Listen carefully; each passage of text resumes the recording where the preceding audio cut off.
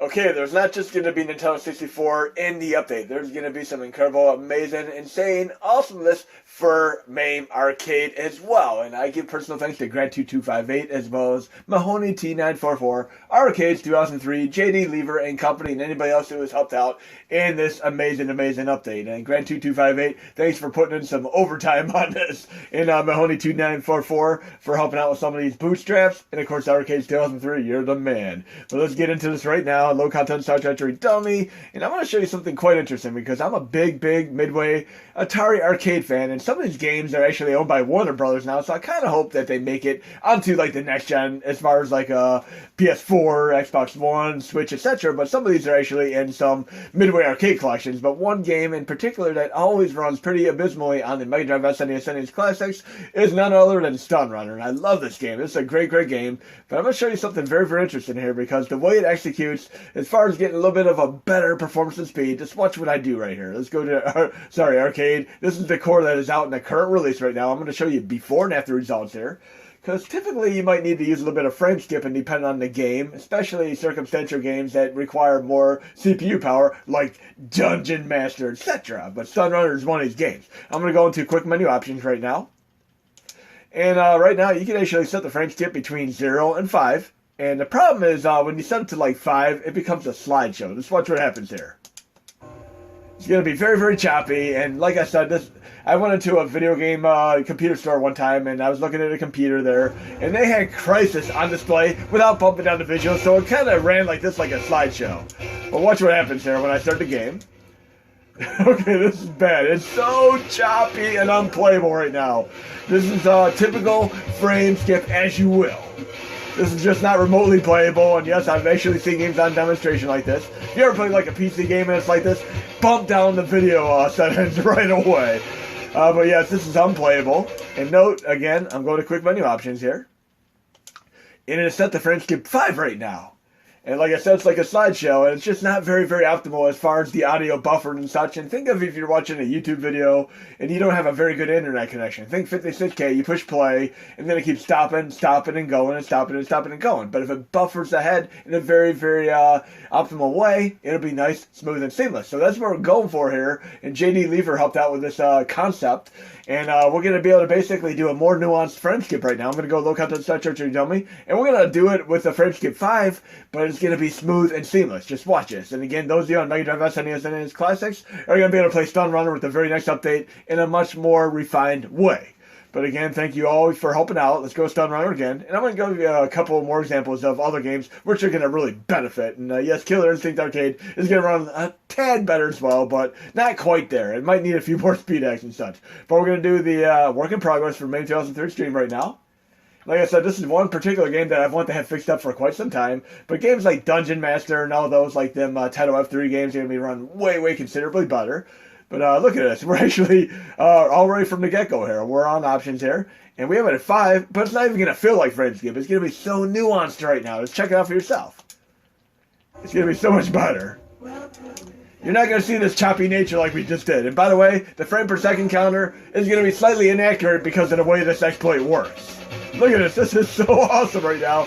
So smooth and seamless. Like I said, it's going to benefit many more games. And there are other games that run really dirt slow, like 5 to 7 frames per second, like Cruis'n USA, Off-Road Challenge, etc. These are racing games that, even though they don't run well in the minis, I want to get them running as well. And Mahoney T944 has been very detrimental in helping to get the bootstraps for these going. And when I'm talking about bootstraps is when you play these games, you have to calibrate them, otherwise they won't work at all. And if you mess up on the calibration, you're not going to be able to do a damn thing. You're going to have to actually FTP and delete the calibration. But I'm going to show you a couple of these games real quick here as far as these run. We're going to my racing game folder right now. And Off-Road Challenge is actually part of the Hydro Thunder series. We have Off-Road Challenge, Off-Road Thunder, Four-Wheel Thunder, Hydro Thunder, Arctic Thunder. These are all incredible games. But we're loading the Cruis'n USA for arcade right now on the same core, which is work in progress here. In this particular game, Cruis'n USA has been a thorn in the side for many over the years. I mean, even the original designer developer of the game actually frowned upon the Nintendo 64 port. But yes, trying to run this on the arcade emulator is just pretty tough to do.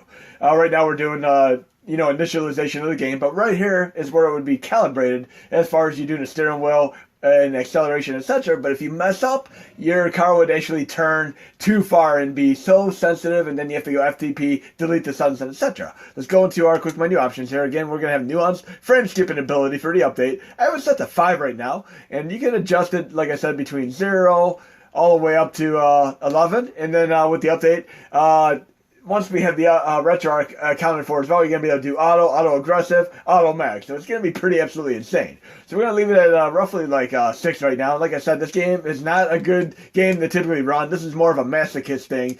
It's like, hey, I can run Cruis'n USA. Just like people who would showcase running Killer Instinct. But like I said, it is what it is. We're going to pick a slightly faster car here.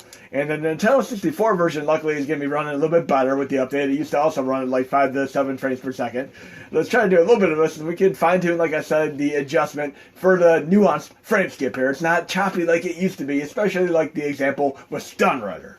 And as far as movies, like I said, I just watched that latest Mel Gibson movie called Fat Man, which is kind of an alternative take, like Rare Exports with Santa Claus. Fun movie with Walter Goggins as a villain as well, and he was great in S.H.I.E.L.D. and Justified. But yes, this is running considerably better before. And if you try running this game right now, the controller will not even work. You have to calibrate it. But Mahoney T944 Grand 2258 helped out with this bootstrap implementation where it auto configures, and we're going to be able to run it from the get-go. This is beautiful. Like I said, you can adjust the frame skip and find what you want. And we're going to go into one more game as a MAME example here. Let's go to the Cruis'n folder here. And this is one that I really like. Like I said, it's part of the Hydro Thunder series as far as Four-Wheel Thunder, Off-Road Thunder, Off-Road Challenge, Arctic Thunder. And I have Four-Wheel Thunder right here, which is also running better for the update. But we have Off-Road Challenge, which we can run on Nintendo 64, as well as MAME. We're going to do it with this one right here. And like I said, it's a tough game to run. This game ran so awful, and it also needs calibrated. And this is most certainly one of my favorite games in the Thunder series, and we're talking about games including Off-Road Challenge, Off-Road Thunder, Four-Wheel Thunder, Arctic Thunder, Hydro Thunder. These are all amazing games with nitrous and creative tracks to boot. Like I said, there's also a cool game on, of course, Xbox 360 and Xbox One, which is also in the series. We're talking about Hydro Thunder Hurricane. Let's check this out right now. Trophy Girls loaded, Roadkill Girl loaded. And thank you, Arcades 2003, for even help getting the coding going so we can actually run this game on MAME 2003 stream and plus. And of course, Mahoney T944 for helping out with the calibration bootstrap so we can run it as is. So let's get into the game here and do a little bit of the game to show you how it works. And again, both Cruis'n USA and this game right here are going to work better in the Nintendo 64 counterparts with the work in progress release. So let's see how this goes real quick. And again, another thing was, like I said, many games would have issues with controls as far as the acceleration and braking. And they are now configured to be on R1 and L1. So you just need at least a simple Super Nintendo equivalent controller. And look, this is running way better before. It's actually quite a bit faster. This is so nice right now. And we can use the start button to do turbo boost. Let's go right around the little thing here. Bam. Oh yeah, gotta get used to this right now. And I'm going to play the Nintendo 64 version as well, but look how much better this is. It used to be a slideshow, and this is actually kind of fairly smooth and seamless right now, and this is one of the tougher games to run. Let's do a little bit of a turbo boost. There we go. Oh yeah. This is so much better than before. Let's take that little shortcut right through the sign here. Bam, and you'll see the shortcut on the... I screwed up on that. I did kind of like a Ridge Racer power slide there. We're going to play the Nintendo 64 version next, of course. And there are going to be certain areas where the game kind of slows down inexplicably. That's usually due to how dynamic recompiler works in various games, cores, etc. Like I said, playing a game like Killer Instinct, Paper Mario, you're going to have bigger issues with that than other games. But this is way, way more playable before. And wait to see the Las Vegas stage, which is quite interesting. Kind of reminds me of Speed Devils. For, of course, Dreamcast, which is one of my favorite games. We're going to go to Low Content Century Dummy. We're going to load the Nintendo 64 versions of both of these with the Work in Progress update on Nintendo 64. And we're going to go right to, we'll do Cruis'n USA first, then we'll do the Off-Road Challenge. And these will be the last two demonstrations for this. Cruis'n USA, go down to the Work in Progress core, Nintendo, and we got to do Calibration, 64 Xtreme, Amp Turbo Work in Progress. And if you saw my earlier demonstration of this game, it ran so poorly. As of right now, we also have the mapping set up where you can run it strictly with a D-pad, Super Nintendo equivalent controller, because if you have the default Mini, and you might not want to go out and buy like a $30, $40 controller just so you can run analog games, it won't be a problem anymore, because most of these Nintendo 64 games are going to be pre-mapped, so you can simply load the mappers and run these as is with your Super Nintendo equivalent controller. And I give personal thanks again to the people who helped out with that. Mad Franco 008 and of course Black Sunshine. And this is an awesome project there. So we not only have that, but the improved nuanced FrameSkipping to boot. Another thing to take into account here, if you ever run Nintendo 64 games, some games might actually slow down after like 5 minutes, other games after like 14 hours. It's due to a dynamic recompiler, like I said, and you can actually go into your RetroArch settings. I'll do it right now. RetroArch settings, video, and anybody who runs a lower spec platform and uses dynamic recompiler as an option, you go to the output or the main video settings and go to force disable sRGB toggle. It'll clear the current running memory for the cache, and then you're going to be at the full capacity for that given moment in time within a specific game. If I go to options right here, look very carefully, right here where it says CPU core, dynamic recompiler. Typically any game core that uses dynamic recompiler, you're going to need to worry about sRGB toggle, or you might have the game slow down or such. But this works pretty nicely for Dreamcast and Nintendo 64 in particular. But we're going to resume right now. We should be back up to full speed for a given moment in time, and this really helps out in games like GoldenEye as well. We're going to do off-road challenges, our final demonstration, and games like Mario 64 don't really ever need that, neither do Mario Kart. Games like that can run like 14 hours without having issues.